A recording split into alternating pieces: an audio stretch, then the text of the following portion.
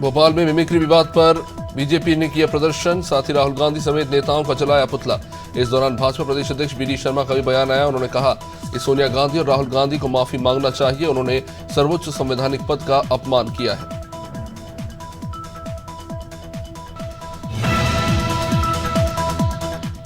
कन्याधाना में आशा कार्यकर्ताओं ने वेतन नहीं मिलने से नाराज होकर सामुदायिक स्वास्थ्य केंद्र के बाहर चक्का जाम कर दिया और अपनी मांगों को लेकर स्वास्थ्य विभाग के खिलाफ जमकर नारेबाजी की। आशा कार्यकर्ताओं का कहना है कि उन्हें पिछले 4 महीने से वेतन नहीं मिला, जिसके कारण उन्हें आर्थिक परेशानियों से जूझना पड़ रहा है। आशा कार्यकर्ताओं का यह भी कहना है कि पूर्व मुख्यमंत्री शिवराज सिंह चौहान ने उन्हें वादा किया, लेकिन अभी तक पूरा नहीं हुआ। खरगोन जिले के कसरावत से राष्ट्रीय राजमार्ग के किनारे बने एक गरीब के आशियाने को राजस्व विभाग ने हटा दिया। पीड़ित परिवार का कहना है कि वो 2001 से यहीं पर रह रहा था और 2010 में तहसीलदार ने उन्हें जमीन का पट्टा भी जारी किया, लेकिन अब उसी जमीन से प्रशासन ने उन्हें खदेड़ दिया।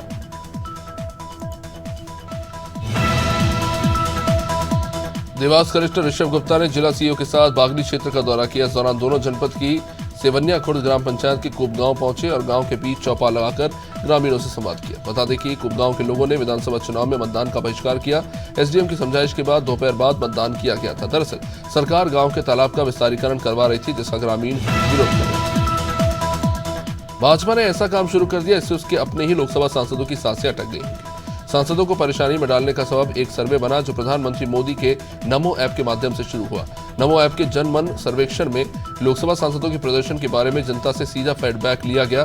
सर्वे का रिजल्ट आने पर कई सांसदों के टिकट कट सकते हैं। सर्वे का उद्देश्य 3 मापदंडों के आधार पर था। बिहार के बौद्ध गया में 3 दिवसीय अंतर्राष्ट्रीय संघ फोरम का आयोजन किया जा रहा है, जिसका शुभारंभ 14वें बौद्ध धर्म गुरु दलाई लामा ने किया। इस 3 दिवसीय सम्मेलन में 35 देशों के करीब 2500 बौद्ध विद्वान शामिल हुए। सम्मेलन में अरुणाचल प्रदेश के मुख्यमंत्री पेमा खांडू भी शामिल हुए। इस सम्मेलन में तीन दिनों तक बौद्ध धर्म, पाली और संस्कृत भाषाओं की परंपराओं की चर्चा होगी। बैरसिया में एसडीएम विनोद सोनकिया ने नगर में अतिक्रमण पर बड़ी कार्रवाई की। रहवासियों की शिकायत पर प्रशासन की टीम ने अतिक्रमण हटाया। जानकारी के मुताबिक विदिशा रोड पर व्यापारियों ने अवैध रूप से सामान रखा था, जिसे प्रशासन ने हटा दिया। वहीं बस स्टैंड चौराहे से बैरसिया स्वास्थ्य केंद्र तक सब्जियों के ठेले भी हटाए गए। एसडीएम विनोद सोनकिया ने बताया कि अतिक्रमण पर लगातार कार्रवाई जारी रही।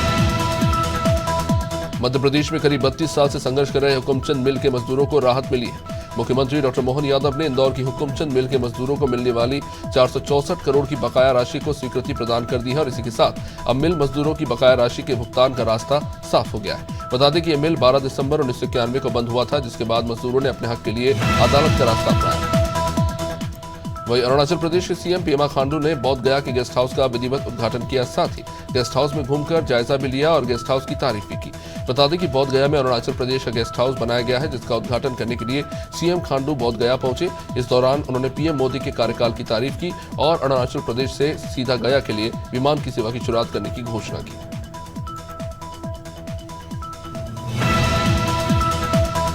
जमीन पर अवैध रूप से कब्जा करने वालों पर शिकंजा कसा जा रहा है। अवैध निर्माण को भी ध्वस्त करने की कार्रवाई हो रही है। ये मामला रोबार्ट चौराहे के पास का। एसडीएम घनश्याम धनगर ने बताया कि करीब 1 एकड़ की भूमि को अतिक्रमण से मुक्त कराया गया है। निगम और पुलिस बल की मौजूदगी में बड़ी संख्या में अतिक्रमण करने वालों के कई सारे भवन जो ताने गए थे उन्हें गिरा दिया गया।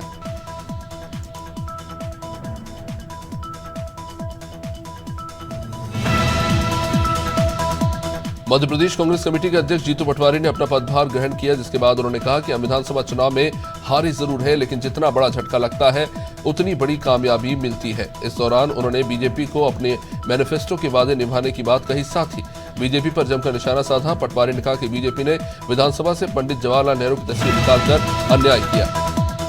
बुरहानपुर में मुख्यमंत्री डॉक्टर मोहन यादव के आदेश के बाद प्रशासन सख्त हो गया है। सभी डीजे संचालक जिला कलेक्टर कार्यालय पहुंचे। उन्होंने कलेक्टर भव्या मित्तल को ज्ञापन सौंपा है। डीजे संचालकों ने बताया कि उनके लिए रोजी रोटी का अब संकट खड़ा हो गया है। सभी डीजे संचालक लोन लेकर किश्तों पर डीजे का काम चलाते हैं, लेकिन अब नए आदेशों के बाद सभी बेरोजगार हो जाएंगे। कलेक्टर ने कहा कि दिन में 55 डेसिबल और शाम को 45 डेसिबल चला सकते हैं। वहीं शिवपुरी में 108 एम्बुलेंस एक मकान में घुस गई, जिससे मकान क्षतिग्रस्त हो गया। बता दें कि सिरसौद पिछोर मार्ग पर 108 एम्बुलेंस एक घर में जा घुसा। गनीमत रही कि परिवार के सदस्य दूसरे कमरे में सो रहे थे, जिससे बड़ा हादसा होने से टल गया। इस घटना में मकान क्षतिग्रस्त हो गया। एम्बुलेंस ड्राइवर ने मकान मालिक को हर्जाना देने की बात कही और मौके से निकल गया। धौलपुर की दिहौली थाना पुलिस ने अवैध शराब से भरा एक लोडिंग टेम्पो पकड़ा। बता दें कि मुखबिर की सूचना पर नाकाबंदी की गई थी। इसी दौरान पुलिस ने अवैध शराब से भरे इस लोडिंग टेम्पो को पकड़ा, जिसमें से बाजारों कीमत करीब 5 लाख रुपए बताई जा रही है। पुलिस ने कार्रवाई के दौरान ड्राइवर को भी गिरफ्तार किया है। दिहौली थाना प्रभारी ने बताया कि आबकारी अधिनियम के तहत केस दर्ज किया गया।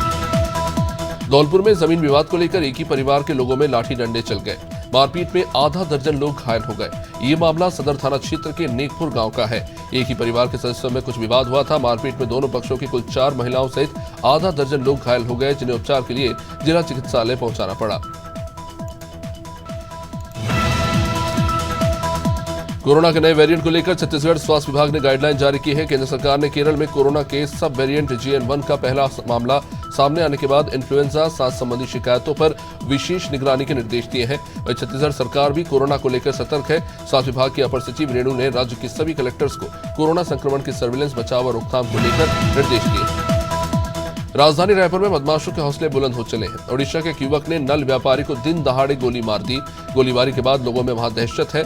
आरोपी ने लामांडी इलाके में पुरानी शराब भट्टी के पास व्यापारी पर हमला किया। गंभीर हालत में उसे इलाज के लिए अस्पताल में भर्ती कराना पड़ा।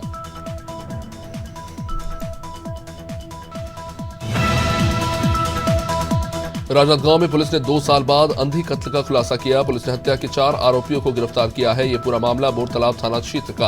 यहां पुलिस को लगभग 2 साल पहले युवक का शव मिला था। इसके बाद पुलिस हत्या का मामला दर्ज कर अज्ञात आरोपियों की पतासाजी में जुट गई थी। एसडीओपी आशीष कुंजाम ने बताया कि आरोपी ने युवक को कुछ पैसे उधार दिए। नहीं लौटाने पर आरोपी ने साथियों के साथ मिलकर हत्या की वारदात को अंजाम दिया।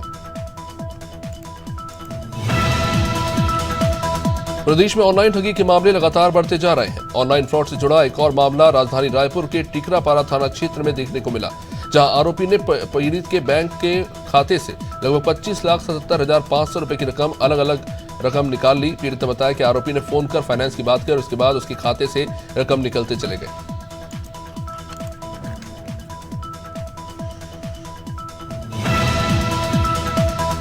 खेरागढ़ के इंडियन गैस ऑफिस के सामने कई दिनों से महिलाओं की लंबी कतार देखने को मिल रही है। शासन की सब्सिडी योजना के तहत 500 रुपए में गैस सिलेंडर दिए जाने की घोषणा की गई थी। इसके बाद से ही उज्ज्वला योजना के हितग्राही केवाईसी कराने एजेंसी पहुंच रहे हैं। ग्रामीण अंचलों से केवाईसी के लिए आई महिलाएं लगातार परेशान नजर आ रही हैं। एक तरफ जहां एजेंसी का सर्वर डाउन रहता है तो उनका काम नहीं हो पा रहा, दूसरी तरफ से कोई वैकल्पिक व्यवस्था भी नहीं की गई। छत्तीसगढ़ में लगातार धान खरीदी का मुद्दा गरमाया हुआ है। इसे लेकर सदन में भी जमकर हंगामा देखने को मिल रहा है।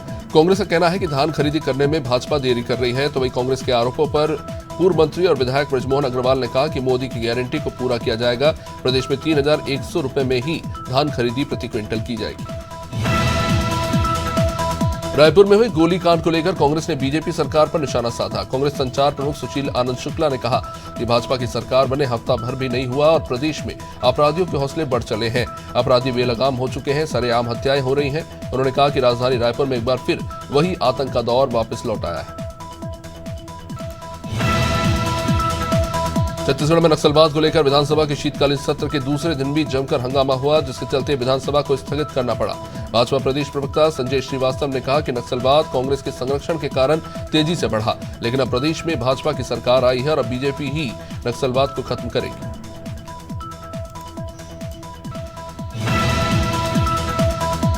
छत्तीसगढ़ में ठंड बढ़ने लगी है। सरगुजा संभाग के सभी जिलों में ठंड का कहर है।